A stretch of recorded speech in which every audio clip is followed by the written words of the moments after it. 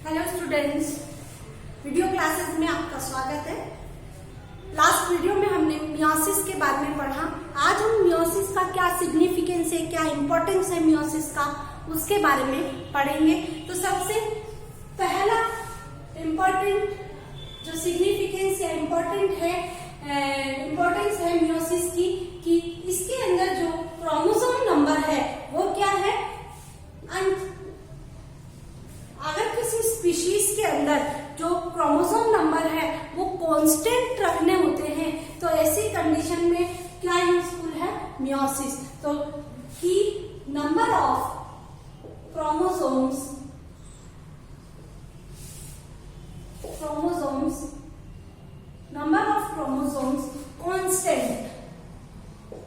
Constant in a species. किस तरह से हमने ये पढ़ा था कि अगर इसमें मेल जर्म सेल या प्राइमरी स्पर्मेटोसाइट्स की बात करें या फीमेल जर्म सेल हम oocytes की बात करते हैं, तो इनमें जो डिवाइडेशन होता है वो कौन सा डिवाइडेशन होता है मियोसिस होता है। इससे मेल गैमेट बनता है और इससे फीमेल गैमेट बनता है। तो मियोसिस होता है तो मेल और फीमेल गैमेट में नंबर ऑफ क्रोमोसोम्स क्या हो जाते हैं, हाफ हो जाते हैं अपनी पेरेंट सेल से। और जब फर्टिलाइजेशन होता है तो वापस जो सेल बनती है जिसको हम क्या कहते हैं, जाइगोट कहते हैं। इस जाइगोट में नंबर ऑफ क्रोमोसोम क्या हो जाते हैं, 2n हो जाते हैं, क्योंकि हमारी बॉडी की जितनी सेल है उसमें नंबर ऑफ क्रोमोसोम्स क्या है, 2n क्रोमोसोम्स नंबर है। तो ऐसी कंडीशन में क्या होगा, हर एक सेल में और हमारे ह्यूमन बींग्स में हर एक में 2n क्रोमोसोम नंबर होंगे। अगर हम इस तरह से इसमें डिवाइडेशन अगर मियोसिस नहीं होता है एट दैट कंडीशन, उसमें क्या होगा, जो मेल और फीमेल गैमेट बनेंगे उनमें भी नंबर ऑफ क्रोमोसोम क्या रहेंगे, 2n और 2n रहेंगे। और जब फर्टिलाइजेशन होगा मेल और फीमेल गैमेट का फ्यूजन होगा तो उस कंडीशन में जो जाइगोट बनेगा 4n बनेगा। और ये किसको दिखाता है, पॉलीप्लॉइडी। ये पॉसिबिलिटीज नहीं है, ठीक है। तो लैक ऑफ मियोसिस, हम दूसरा क्या करें, लैक ऑफ मियोसिस। अगर मियोसिस नहीं होता है तो विल कॉज पॉलीप्लॉइडी। अगर मियोसिस नहीं है तो क्या दिखाएगी, पॉलीप्लॉइडी दिखाएगी, पॉसिबिलिटीज कम हो जाएगी, ठीक है। हमने प्लांट में बहुत सारे पॉलीप्लॉइड्स देखे हैं लेकिन एनिमल में अभी तक पॉसिबल नहीं है, ठीक है, पॉलीप्लॉइडी पॉसिबल नहीं, या फिर डिसऑर्डर्स के फॉर्म में आ जाती है। तो सेकंड हमारा lack of meiosis will cause polyploidy. First है हमारा कि number of chromosome constant in a species. और हमने जब प्रॉफिट फर्स्ट देखी थी तो उसकी पैकाइटिन फेज में देखा था कि क्रोमोसोम एक दूसरे के ऊपर ओवरलैप हो जाते हैं और ओवरलैप होने के बाद उनका जेनेटिक मटेरियल जो है वो क्या हो जाता है, चेंज हो जाता है, जिन्हें हम क्या कहते हैं, जीन एक्सचेंज। तो उससे क्या होती है, नई वेरिएशन डेवलप होती है। Gene exchange cause new variation in a species के अंदर नए वेरिएशन डेवलप करने का काम कौन करता है, जीन एक्सचेंज करता है। तो अगर जीन एक्सचेंज किसके थ्रू पॉसिबल है, मियोसिस के थ्रू पॉसिबल है। तो ये फैक्ट्स है कुछ कि किस तरह से मियोसिस इंपॉर्टेंट है। एक और हम लिख सकते हैं, सेक्सुअल अगर साइकिल या सेक्सुअलिटी अगर है तो ऐसी कंडीशन बिना सेक्सुअल रिप्रोडक्शन मियोसिस के पॉसिबल नहीं है। तो हम ये लिख सकते हैं, एसेंशियल फॉर सेक्सुअल साइकिल, ठीक है। तो सेक्सुअल साइकिल के लिए एसेंशियल है। यह है इंपॉर्टेंस या सिग्निफिकेंस ऑफ मियोसिस। अब हम हमारा नेक्स्ट टॉपिक इसी के थ्रू लेते हैं कि माइटोसिस और मियोसिस में क्या डिफरेंस है। ये पूछा जाता है एग्जामिनेशन में, तो आपको आना चाहिए कि what is the difference between mitosis and meiosis. तो नेक्स्ट हमारा टॉपिक है difference between mitosis and meiosis.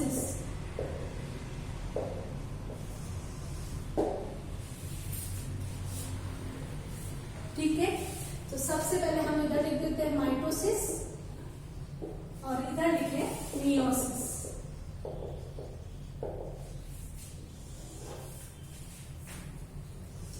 Mitosis, सबसे पहले हमने देखी कि माइटोसिस किन सेल में होता है।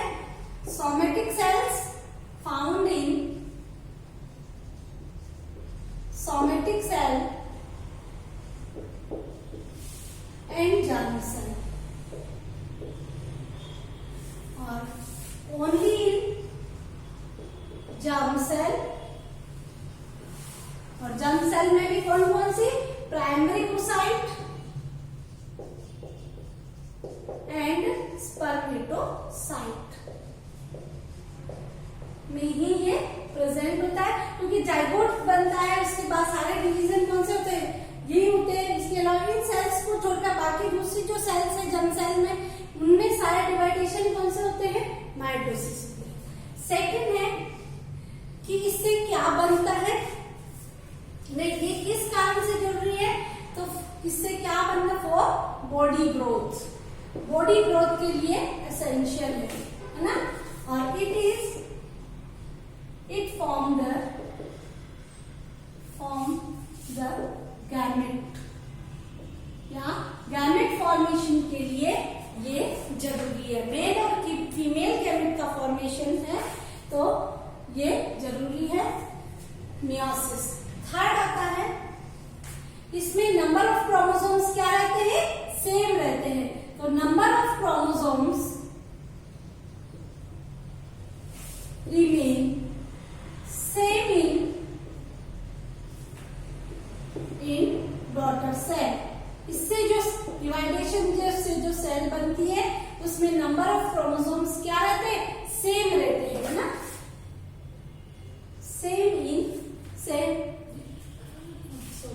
Chromosome remain same in daughter cell. इसमें क्या होगा, number of chromosomes half in daughter cell, ठीक है। हम इसको क्या लेंगे, it is a equational division. अगर नंबर ऑफ क्रोमोसोम सेम है तो इसे हम क्या कहेंगे, it is a equational division. और इसमें क्या लिखेंगे, it is a reductional division. Number of chromosome half हो जाते हैं, कम हो जाते हैं, तो ये क्या होगा, रिडक्शनल डिवीजन, ठीक है। फिर हम फिफ्थ लिखते हैं। अच्छा, इस इक्वेशनल, और इससे कितनी सेल्स बनती है माइटोसिस में, नंबर ऑफ सेल या डॉटर सेल्स जो बनती है वो कितनी बनती है, इसमें 2 है ना, 2 डॉटर सेल। तो formation of 2 daughter cell, formation of 2 daughter cell. और इसमें कितनी बनती है एंडिंग में, formation of 4 daughter cell, 4 daughter cell, ठीक है। फिर नेक्स्ट आता है, अब इसमें क्या क्या रिएक्शन होती है, इसमें क्या है, prophase is simple, prophase is simple. और इसमें क्या है, prophase is complex, prophase is complex and divided into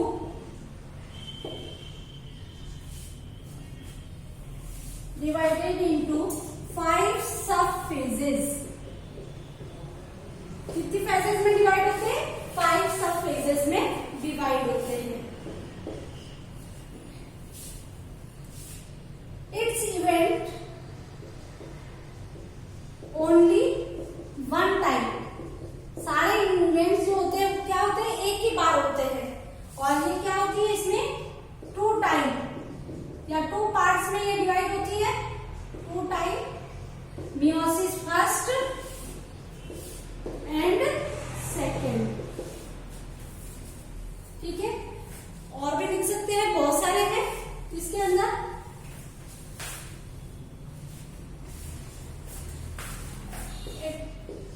पैकाइटिन के फेजेस में सबसे पहले हम ये लिख सकते हैं, सिनेप्सिस इसमें synapses is not occurred in zygote. meiosis में क्या होता है? zygote synapsis is found. synapsis is found. फिर नेक्स्ट आता है सिनेप्सिस. तो इसके बाद क्या होता है? क्या बनता है? जीन एक्सचेंज होता है. तो gene exchange is not found. और यहां लिख सकते हैं वहां पर gene exchange in pachytene phase. New variation gene exchange के कारण आते हैं. तो हम यहाँ आगे ये भी लिख सकते हैं.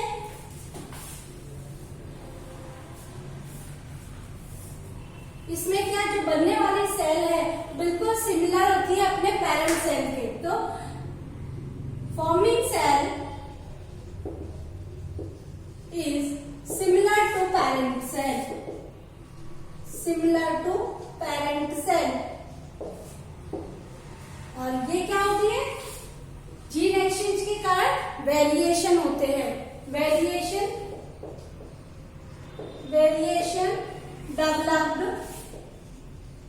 Bye gene exchange.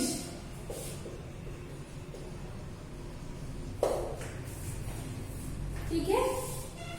और भी लिख सकते हैं नो काइजमेटा फॉर्मेशन.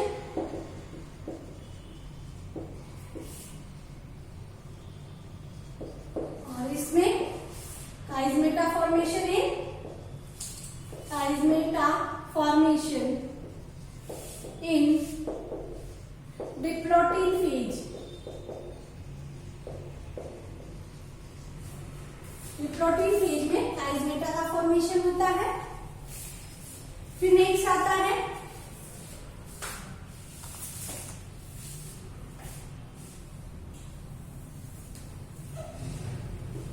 मेटाफेज में क्रोमोसोम किस तरह? मेटाफेज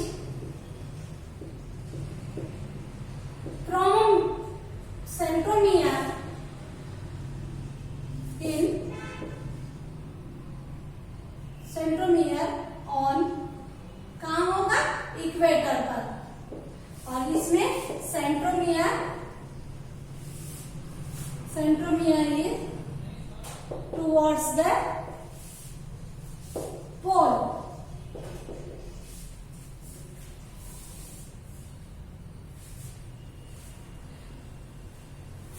ठीक है. तो ये कुल मिला के 12 हमने लिखे हैं. Difference between mitosis and meiosis. आप इनको स्क्रीनशॉट लेके आप इनको लिख सकते हैं, या जब बोल रही हूँ तब तक आप इनको लिख सकते हैं, ताकि आपके पास इनमें क्या डिफरेंस है, क्योंकि इस तरह का क्वेश्चन एग्जामिनेशन में जरूर आता है. तो आज हम अपना ये वीडियो भी यहीं क्लोज करते हैं. ये चैप्टर भी यही पूरा होता है आपका, कि हमने इस चैप्टर में सेल साइकिल पढ़ी. सेल साइकिल के बाद हमने इससे रिलेटेड माइटोसिस और मियोसिस है. हमने पहले माइटोसिस पढ़ा, देन मियोसिस पढ़ा. मियोसिस में मियोसिस फर्स्ट और सेकंड पढ़ा. तो अब आप अपने नोट्स तैयार कर लीजिए. क्वेश्चन मैं आपको व्हाट्सएप पर भेज दूंगी, आप उसको क्वेश्चंस को कर लें. Thank you very much.